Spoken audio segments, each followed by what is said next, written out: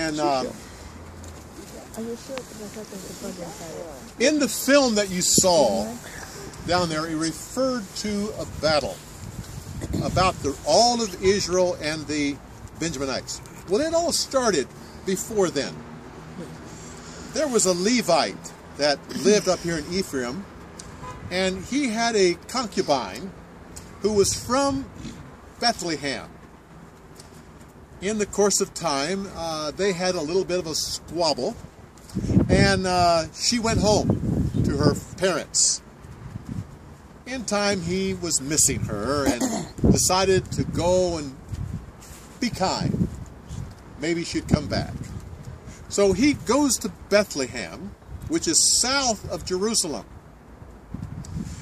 and which was a Gibeonite town. Goes to Bethlehem and meets with her parents, and he and the girl's father just hit it off.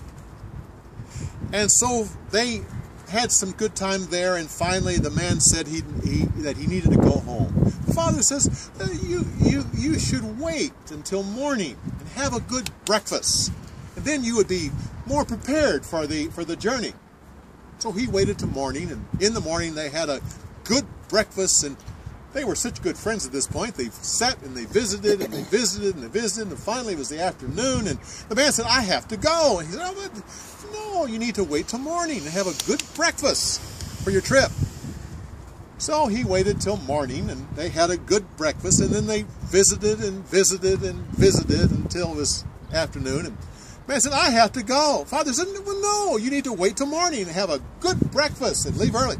He said, no, I have to leave. So he got his concubine and the donkey, and he took off. And well, right near there, they came to Jerusalem. But he didn't want to, and if nighttime was coming, he didn't want to stay there. So he went around Jerusalem and went to Gibeon, not Gibeon, the other one, Saul's city, Gibeah. He went to Gibeah, which was a Benjaminite city. He went to the place, what we would call the city center type of thing, and he waited for someone to invite him to come to their home, which was a custom, but no one did. An older man finally came along from the fields and said, why are you sitting here? He said, well, I was waiting for someone to invite us to their home, but no one has. He said, oh, but come to my house. Come to my house. I don't know what they're thinking of. So he takes them to their house, and they're having their evening meal. And just like Sodom, the men of the city surrounded the house and asked to send out the man that was there so they could have sex with him. The old man said, no, this is my guest. I have a daughter. I will send her out. And we have a concubine here. We'll send her out. They said, no, we want the man. And they started pounding on the doors. Finally, the Levite takes the concubine, opens the door, and pushes her out. Being the kind gentleman that he is, closes the door. That satisfied them all through the night. Finally, the Levite gets up to leave. He opens the door, and there's his concubine next to death. He picks her up and puts her on a donkey, and they go back home. By the time they get home, she's dead. This was such an outrage, the whole ordeal, that he cuts her body into 12 parts, sends it to all of Israel with the story of what happened in that city of Benjamin. And that's where the story starts. All right. So all of the tribes were preparing for civil war. They were all gathering their armies to fight and march against Benjamin because of this atrocity. They said no city is exempt. Every city must take part in this war. And they all took an oath that they would not, that no man would be allowed to give one of his daughters to marry a Benjaminite. So they gathered their armies, and before they went into battle, they went before the Lord at Bethel, and they sought the Lord's guidance. The next morning they went into battle, but the Benjaminites were so strong that they fought all day long, and at the end of the day, the Benjaminites had killed many Israelites and had won the battle that day. So the commanders of the Israelite army went back to Bethel and went back and stood before the Lord again and said, "Should we even be fighting against our brothers?" And the Lord said, "Fight them." So the next day they went out to fight again. And again, the Benjaminites were so strong, and they fought all day long, and at the end of the day, the Benjaminites again had won the battle that day. So this time, not only the commanders, but the entire Israelite army went before the Lord at Bethel and said, "Should we still fight against our brothers, or should we stop?" And the Lord said, "Fight them, and tomorrow I'll give you the victory."